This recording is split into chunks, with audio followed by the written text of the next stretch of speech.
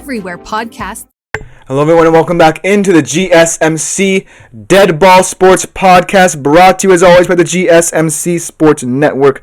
And for our fourth segment of today's show, we're transitioning into the world of basketball. It seems like all the good games in the NBA are taking place in the Western Conference. It probably is the better conference, but it seemingly is like we're constantly talking about the Western Conference on my show. But this game is an interesting game that I wanted to bring to your attention in the NBA, because it's between two teams headed in seemingly different directions. The OKC Thunder, who have been red hot, and the Dallas Mavericks, who have been ice cold in the month of January.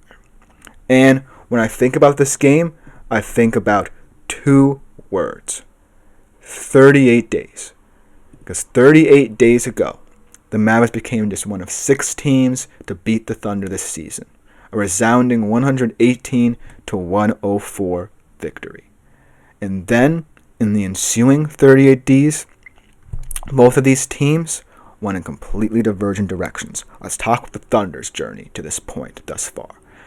After that loss, they won 15 consecutive games, only snapped just over 1 week ago against Cleveland.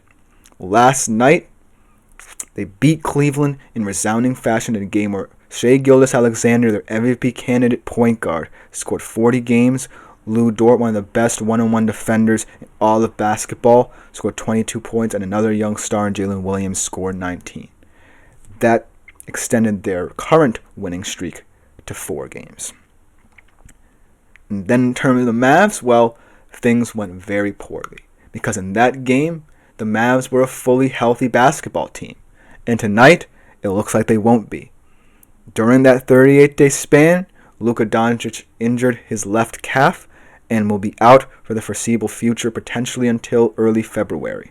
Kyrie Irving has dealt with a lot of back issues. Could be expected back tonight, could be available for the game, the Mavs say, but I'm not holding my breath.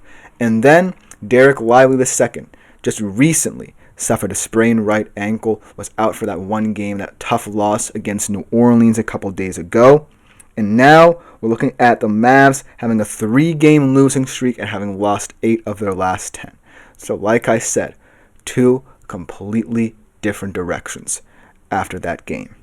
Now let's talk about the Thunder, because the Thunder are an excellent team in every regard. They're number 1 in terms of defensive rating. Look at all the players they have. No matter whether they be role players or starters, all of them are excellent. They signed Alex Caruso in the offseason, one of the best perimeter defenders at the point guard, shooting guard position, what have you. Lou Dort's an incredible defender. Cason Wallace on their bench. And let's not forget about Isaiah Hartenstein, who might miss this game because of a calf injury, but it might not even matter, because they're also 6th in offensive rating, led by SGA, who, if it weren't for Nikola Jokic's exploits with Denver, could be the leading MVP candidate. He leads the league in points per game with 31.6. And you get all the stats right, 6 assists and 5.4 rebounds. A truly remarkable player leading the charge for OKC offensively. Now let's look at the Mavs. I do think that a lot of people underrate the Mavs' depth. I do love Daniel Gafford. I do love guys like PJ Washington. But ultimately, they're not players who can carry the load for this Dallas team when guys like Luka and Kyrie are out. They're players who supplement and complement Luka and Kyrie, which we saw in the playoffs last year. And remember, in the playoffs, they were a big reason as to why the Mavs beat the Thunder in their second round series. But now, they might be carrying a much heavier workload against perhaps the most dominant team in the NBA right now, coming off a resounding revenge game against another hot team in the Eastern Conference, the Cleveland Cavaliers. So, if I'm the Mavs, I'm praying that at least Kyrie Irving can play. Because looking at this squad, yes, there are points there. Daniel Gafford can have a good game. He's an underrated center in the league, underrated big man, and PJ Washington's a passionate player on both ends of the floor. But you can't beat the Thunder twice. And I'm saying that now. And you certainly can't beat the Thunder twice if you're down your top 3 stars. So if I'm the Mavs, the only way I see myself winning this, or having a chance at the very least of winning this game, is getting Kyrie Irving, Daniel Gafford playing his absolute heart out on both ends of the floor, taking advantage of the minutes right when the Thunder might be playing small ball because Hardenstein is out, and I haven't really seen Chet Holmgren play that much in the past couple of weeks, and hope that the Thunder don't get fast break opportunities because that's when they're best, and just hope that you can, with your passionate defenders, match up well with them.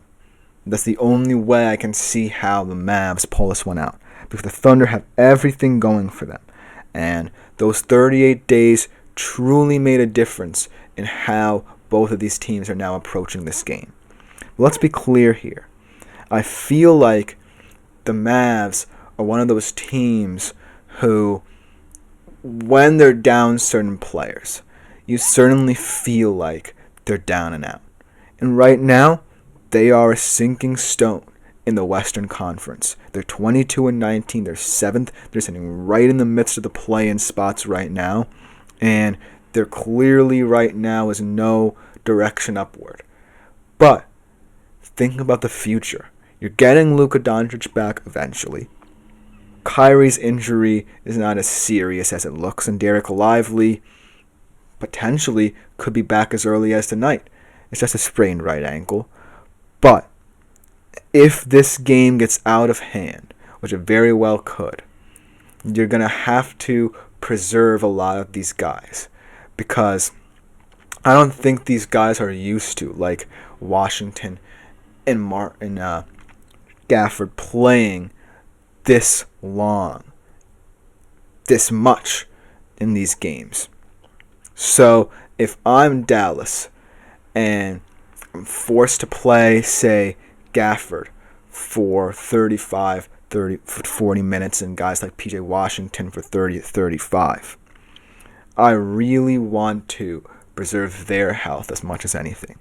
Because if one of them gets injured and Luka and Kyrie get back and they carry you the next couple of games, the next couple of months, ultimately, you want your guys who are your role players to be just as ready for the postseason as your guys like Luka, like Lively, like Kyrie.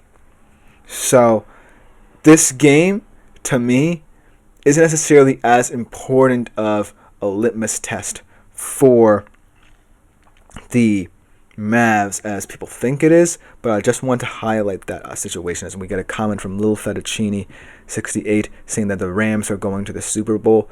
They very well could. I hope to God they don't, as a Seattle Seahawks fan, but they have the talent, they have the spirit, they have the passion, they have the city behind them, and I feel like they can beat Eagles roster that is performing a little bit above its head at the moment, I think.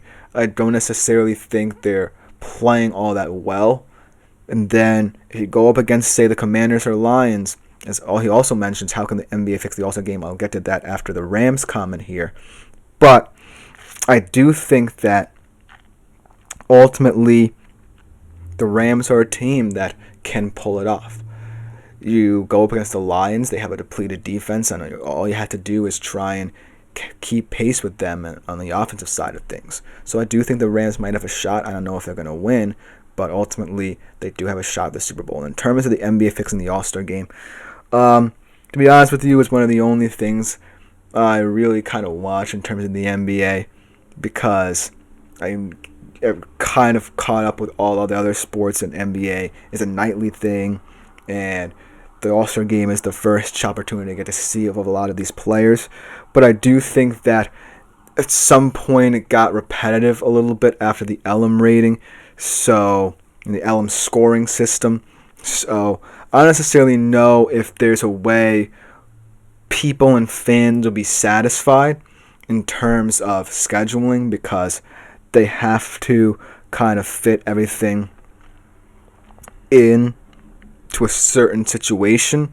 But ultimately, I think that in terms of fixing the format, you can tinker a little bit. You can have certain events scheduled in certain moments as well.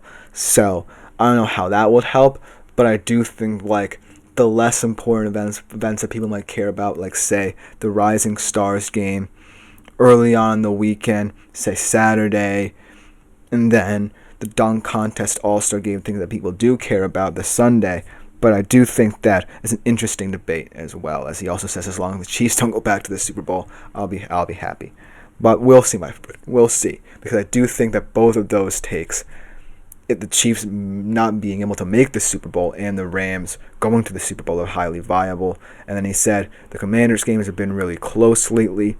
Yeah, I mean, if they do win, then I think the Rams would have a shot if they beat the Eagles, a lot more so than if they had to face the Lions.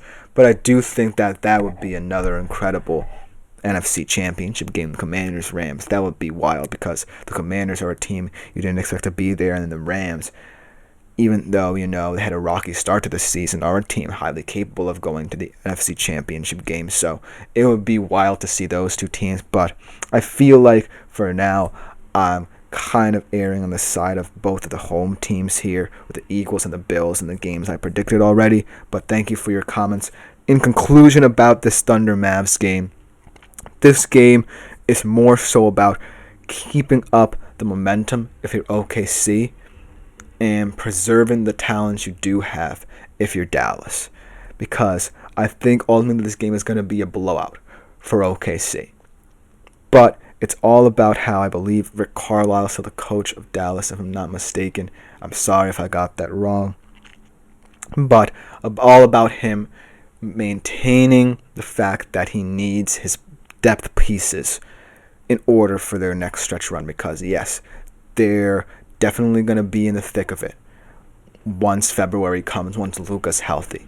So for now, hook your players as early as possible in this one, in a blowout like this, and hope that none of them get injured as well, because you're going to need them not just in the stretch run when you're fighting for a playoff spot, but in the postseason when they can really help you, much like they did last year. Let me know what you think about this game in the comments below. I think it's going to be an interesting one. But coming up to conclude today's show, we go over to the world of international football, specifically domestically, and the bizarre rumors surrounding Elon Musk as a potential buyer of Liverpool Football Club. We'll be right back to explain it right after this short break.